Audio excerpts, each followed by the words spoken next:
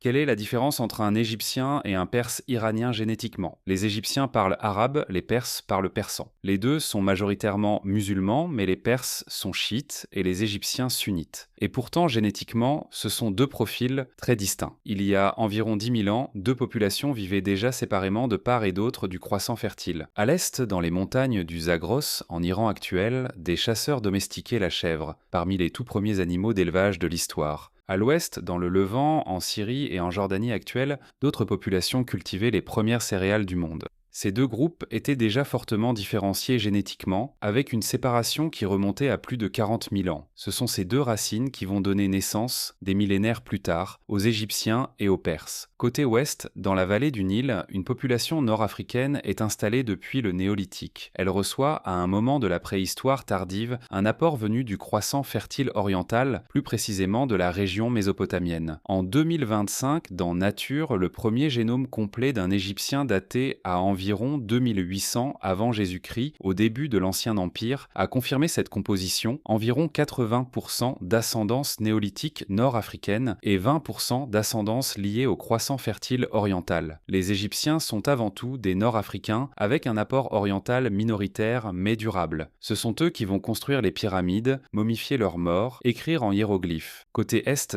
les fermiers du Zagros restent dans la région et peuplent tout le plateau iranien. Il y a environ 4000 ans, ils sont rejoints par des éleveurs venus des steppes situées au nord du Caucase. Ces nouveaux arrivants sont démographiquement minoritaires, mais ils apportent quelque chose, les langues indo-iraniennes. C'est sur ce substrat que vont émerger, des siècles plus tard, les Mèdes puis les Perses. Cyrus, Darius, l'Empire achéménide, c'est cette synthèse-là. Une étude publiée en 2025 dans Scientific Reports a démontré une continuité génétique de 3000 ans sur le plateau iranien depuis le Chalcolithique jusqu'à l'Empire sassanide. Autrement dit, les Perses d'aujourd'hui descendent directement des populations qui peuplaient déjà la région à l'âge du bronze. Pendant des millénaires, ces deux trajectoires évoluent en parallèle. L'Égypte est plutôt tournée vers le Nil et la Méditerranée, la Perse est surtout tournée vers l'Asie centrale et l'Inde. Puis arrive la conquête arabe au 7e siècle. L'Égypte et la Perse passent sous domination musulmane et reçoivent toutes deux un apport arabe minoritaire. Mais aucune des deux populations n'est remplacée. Les Égyptiens modernes restent à plus de 90% les descendants directs des anciens Égyptiens,